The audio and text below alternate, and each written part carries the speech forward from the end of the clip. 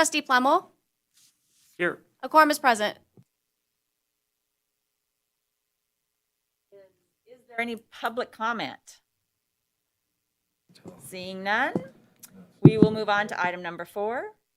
Is there any discussion or changes to the August 24th, 2021 OPEB meeting minutes? Anybody? Okay. None, so we can get a motion to approve that. I move to approve the minutes of August 24th, 2021. I'll second that. Okay, all those in favor say aye. Aye. Opposed? Motion carries 3-0. We're moving on to item 5A, which is the OPEB trust earnings for first quarter of 2022, which will be presented by Pamela Ganger, Deputy Chief Financial Officer. Thank you. So the earnings report is on page 10 of your materials. And for the first quarter ending September 30th, we had total earnings from the Carson City investment pool of $179. And from the RBIF account, which is Retirement Benefit Investment Fund account, we show total interest and dividend earnings of $10,694.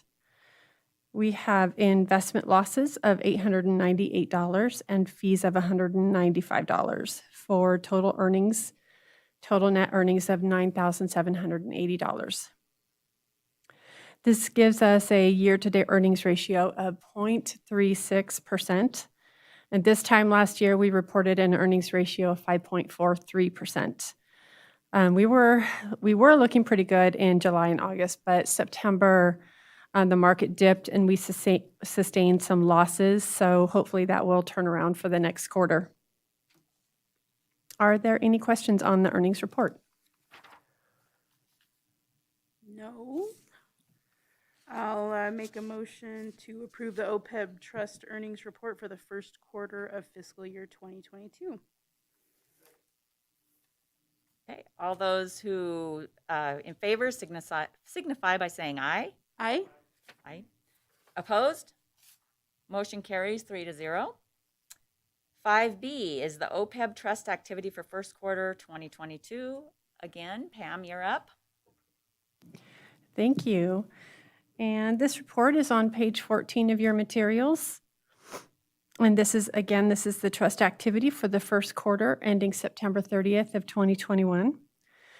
This report shows revenues and expenses by month for the trust during this period, as well as a summary of the trust assets and liabilities as of September 30th.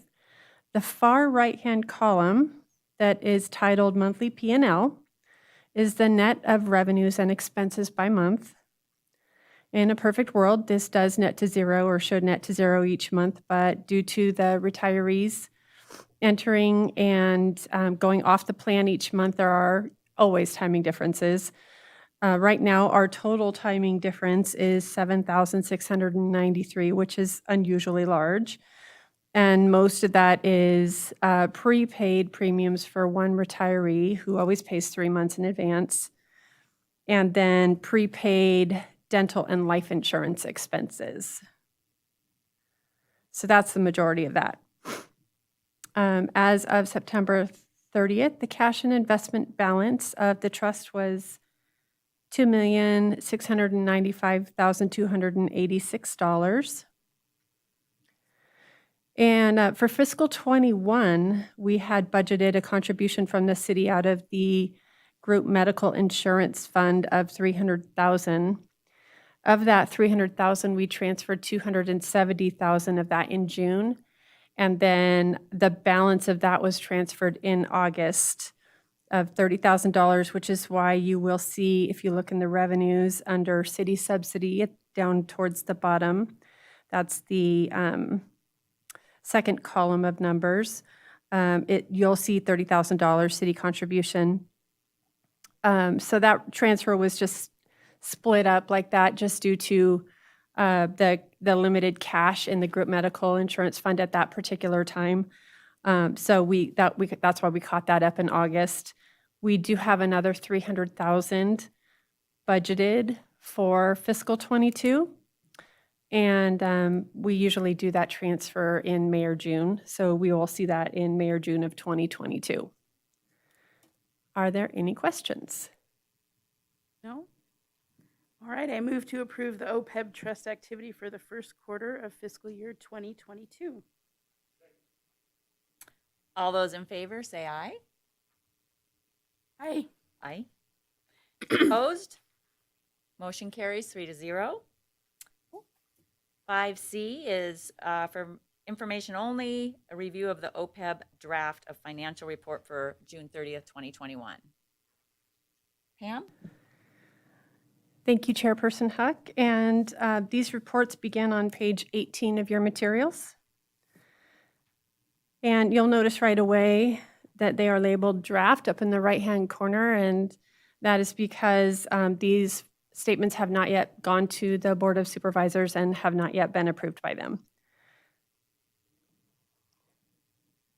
The OPEB trust is reported as a fiduciary fund per GASB statement number 84, and we implemented that in fiscal year 2019. And so therefore, they are included in the city's basic financial statements. And so included in your packet are the relevant pages just dealing with the OPEB trust fund from the basic financial statements and the notes and the required supplementary information. So on page 18, you'll see the statement of fiduciary net position, and the first column reports the OPEB trust fund information. And we have our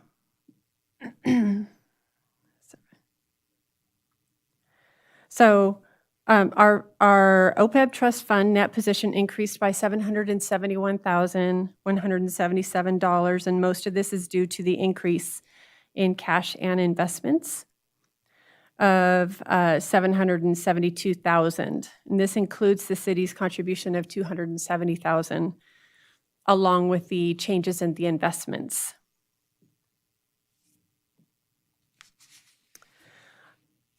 So we are reporting total net assets of $2,665,246 as of June 30th, 2021. And our total net position is $2,661,978. If you turn the page to 19, this is the statement of changes in fiduciary net position.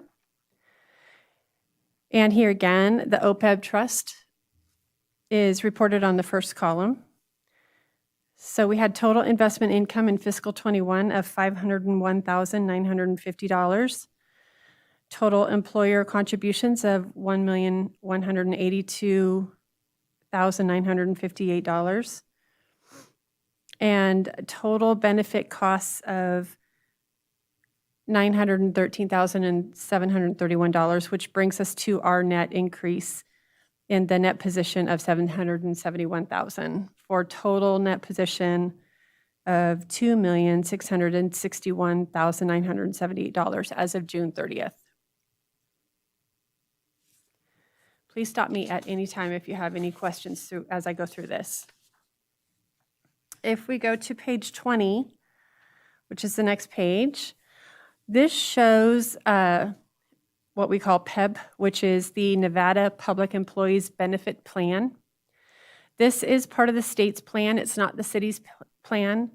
The city does contribute to it. We have to pay the same amount that the state pays for the retirees that are in this plan. So this page is just informational. PEBB is included in the notes, but just not in our actual financial statement numbers for OPEB trust. The actual payments that we make are paid out of our medical insurance fund, 570. So moving to the next page, page 21. So we actually have a couple of small, we don't have, as I mentioned, these are draft financials. And our auditors have not completed their audit yet. However, they're mostly completed.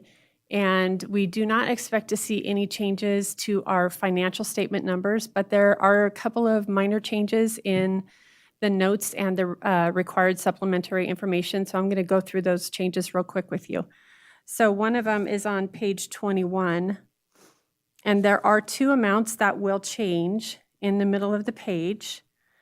In the first column, 2021, you'll see $1,818,084. These are that row is entitled employer contributions. That number actually included employee contributions. That was an inadvertent mistake. And so that actually should be $1,182,958. So we'll make that change. And then also the benefit payments also included employee contributions. So that number of $1,548,857 will decrease to $913,731 just to show the employer portion of the benefit payments. But the net change of $771,000 does not change. The bottom line number doesn't. And then the other change that we'll see is on page 26. So if you flip to So- page, I'm sorry, before we go to page 26, can we talk about the fact that this is our liability? And it's $82 million. So that's our goal, is to build this fund, this OPEB trust, so that we can offset some of that liability. Because of that 82 million, the trust can offset. So the 2,661,978 can offset that 82. So really, our liability on our city financials is only 79,500. So as that trust amount grows, we have less of a liability on our financials. So that's the whole point and goal of this, Building it up. is building it up so that we can reduce that liability. Okay. thanks for pointing that out. I had that in my discussion a little bit later, but that's fine to go through it now. Thank you. Okay, The other change I wanted to just bring to your attention real quick is on page 26 and halfway down the page where it says OPEB expense deferred outflows and resources of deferred inflows and resources related to OPEB. That small little paragraph right there has fiscal 2020 numbers in there. Two numbers are fiscal 2020. And the dates still say fiscal 2020, so we need to change that and update that to fiscal 21. But other than that, I don't believe we have any other changes that we expect. So then, if you wouldn't mind turning back to page 25.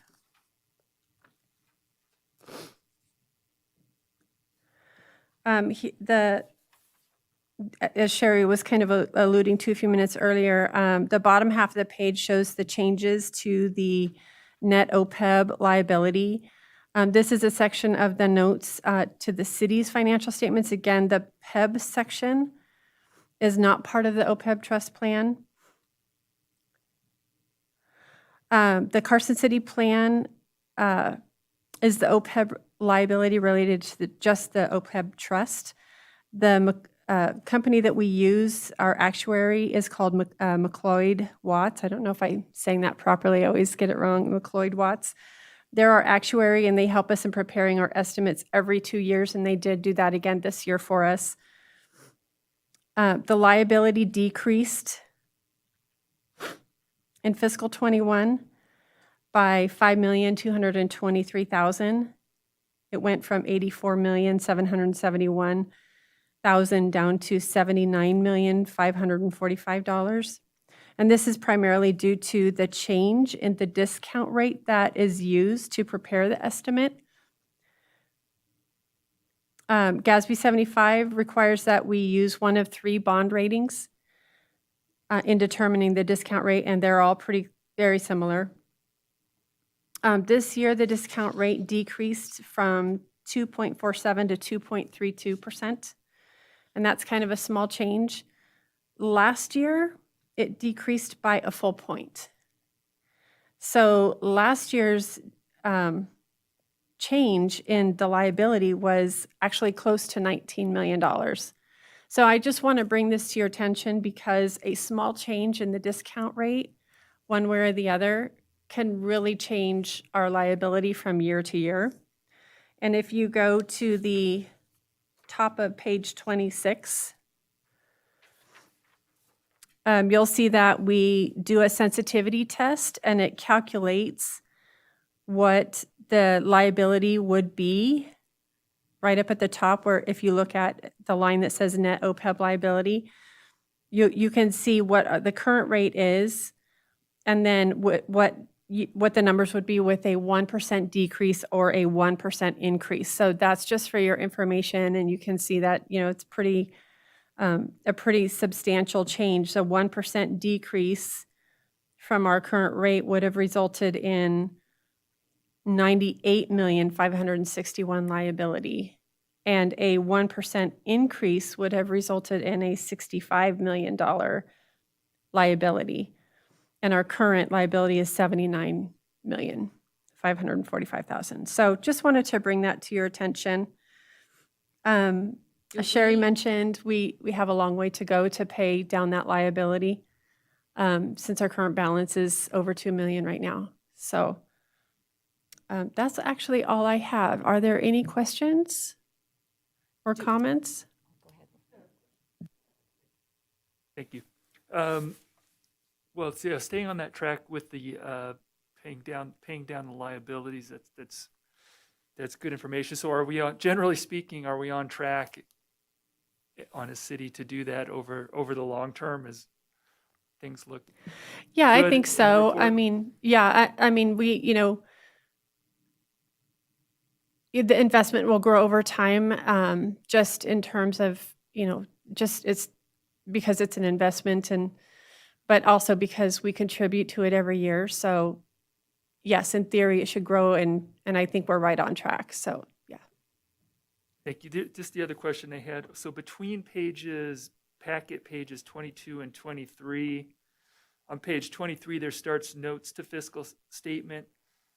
And it starts with paragraph C, but like you said at the beginning, you said you've attached the relevant pages, so I assume these are the relevant pages. I didn't miss anything. That's right. Yeah, the entire set of our financial statements is like 300 pages or something. So yeah. And Pam, my only question was, do we have any control over that rate that we are getting? I know you said it had to do with the 3 Moody's basis points. No, we don't have control over that rate. Okay. The Governmental Accounting Standard Board tells us the 3 rates we can use. There's 3 specific, like 30-year rates, bond rates. And so those are our only options. And they're very similar, like Pam said. And the goal is not to get to 100% of the liability because of the large fluctuation in the estimates. Like PERS is only 70% funded to 75% funded at any one time. And that is actually perfect, because you're never going to be in an overfunded situation because it's a trust. If we ever get in an overfunded situation, it's really hard to get that money out. So. Right, I forgot to mention that. Yeah, our goal is between 70 and 80% of the total liability. Yeah. Okay, good to know. Thank you. Okay, and there's no reason to vote on that one. There's no first or second motion, but we do need to consider dates for our next OPEB meeting. Pam, do you have any suggestions? I do, and my suggestion is Wednesday, February 16th. That's 2022, so February 16th, 2022 at 1 p.m.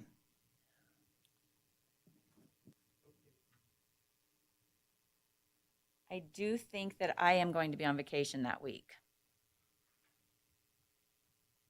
Any way to do it? Okay. Will you be back the next week? The 23rd? Yes. Is that what day will you be returning? I think over the President's Day weekend, so the 23rd would probably work. Oh, okay. Yeah. Yeah, the 22nd, that would be fine. Yeah, the 22nd, I actually have the calendar here in front of me, and the 22nd is a little difficult because there is a Board of Equalization meeting between 8 and 3. And then there's another meeting after that between 6 and 10, so I don't know that we could do it on the 22nd.